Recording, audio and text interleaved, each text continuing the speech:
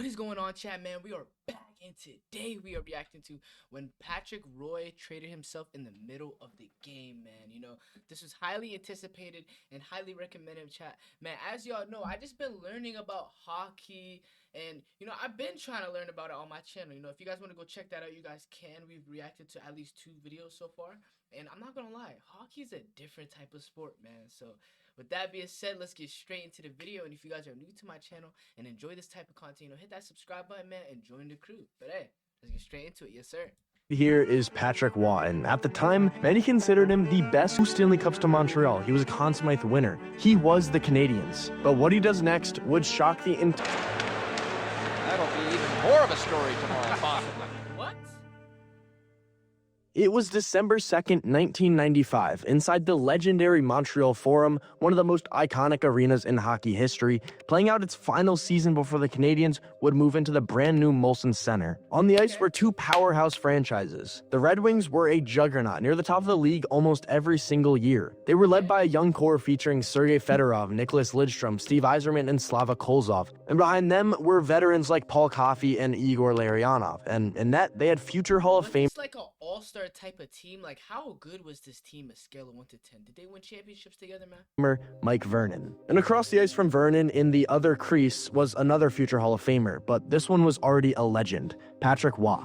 He entered the NHL with a chip on his shoulder for the starting job in Montreal, and at just 20 years old, he led the Canadiens to a Stanley Cup. He posted a 192 an all-star caliber talent, legendary type of talent, and he traded himself?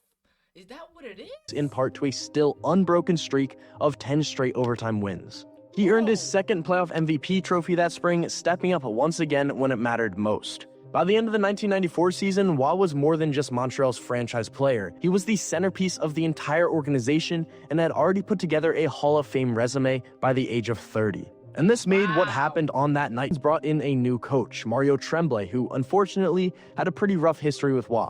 Back when they were teammates and roommates, Tremblay used to make fun of Roy's English since he was a French Canadian, and that stuck with him ever since. The tension between them never really went away, which made things pretty explosive once Tremblay took over as coach. In this game, it was supposed to be a clash of the Titans, the Montreal Canadiens versus the Detroit Red Wings, 2 of the NHL's top teams. But Detroit was the only one who came out looking like a top team. They got out to a hot start with Larionov scoring 3 minutes into the game on a power play where Roy was left out to dry. Walking in, Patrick Roy, and he scores on the rebound. Igor Larionov.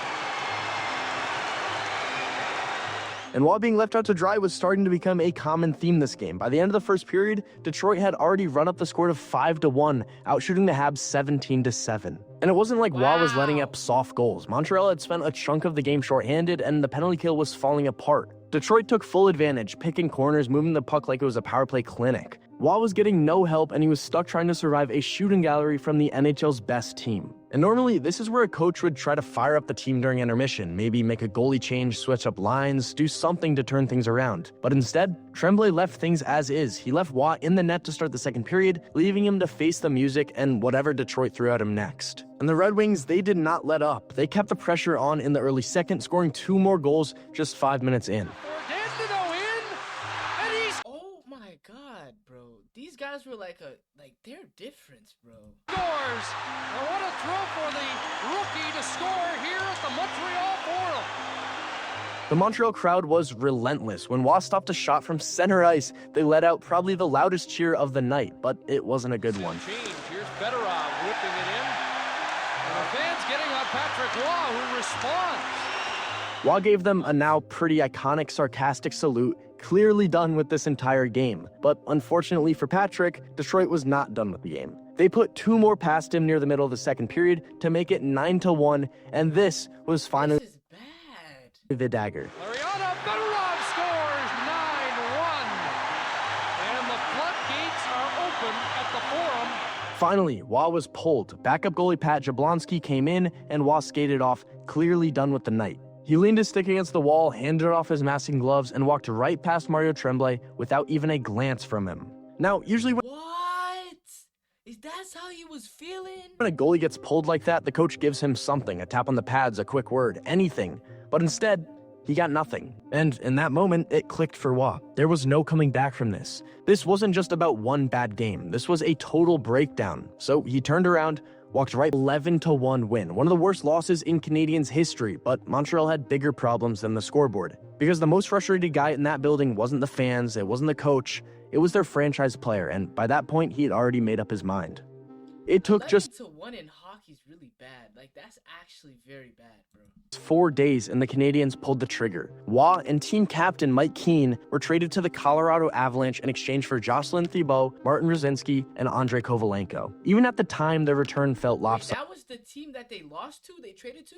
And today it's remembered as one of the most lopsided trades in NHL history. General manager Rajan Houle, who had been on the job for just 40 days, was slammed for not trying to fix things between Waugh and Tremblay. But the damage, it had been done, and Montreal let their franchise player walk out the door. It was and still is one of the biggest trades in NHL history, and to rub salt in the wound, Waugh went out and finished the season with the Colorado Avalanche and led them to the franchise's first ever Stanley Cup. The team had just That is sad, bro. How did you guys feel?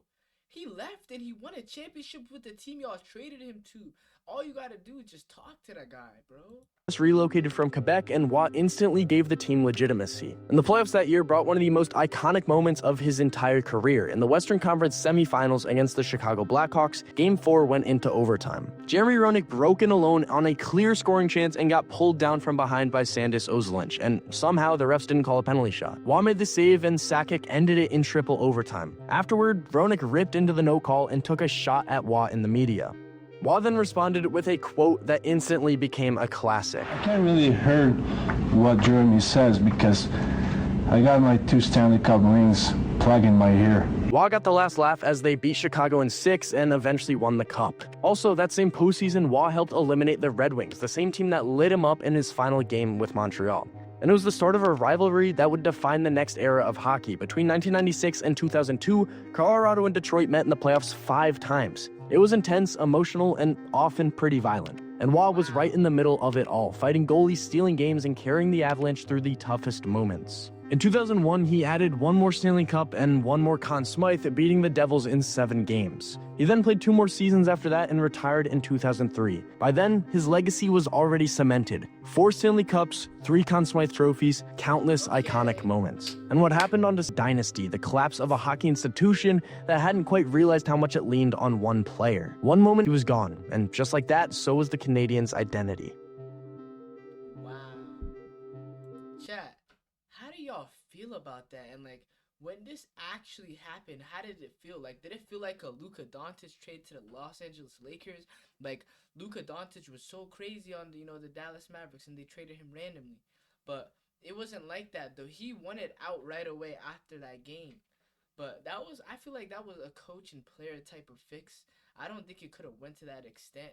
But hey, you guys let me know down below what you guys think, man, because this is the end of the video. So make sure to like, comment, and subscribe, man. And I'll catch y'all next time. Yes, sir.